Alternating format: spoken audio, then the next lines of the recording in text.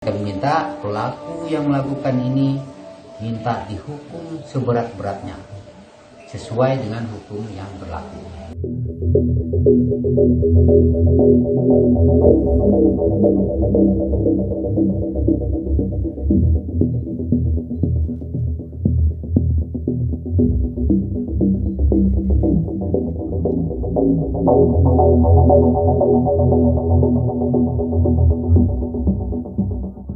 Harapan saya, harapan kami dan keluarga besar kami, termasuklah warga-warga Dayak yang ada di Kalimantan khususnya, berharap supaya kasus ini diungkap setuntas-tuntasnya, terang benderang, supaya tidak ada timbul kasus-kasus baru.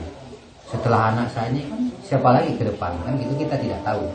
Nah, dengan adanya kasus ini mereka bisa berbenah diri, dan kami minta pelaku yang melakukan ini minta dihukum seberat-beratnya sesuai dengan hukum yang berlaku di institusi Polri maupun pemerintah Indonesia. Itu yang harapan kami.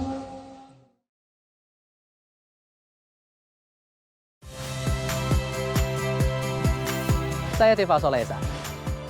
Saksikan program-program Kompas TV melalui siaran digital, pay TV, dan media streaming lainnya. Kompas TV, independen, terpercaya.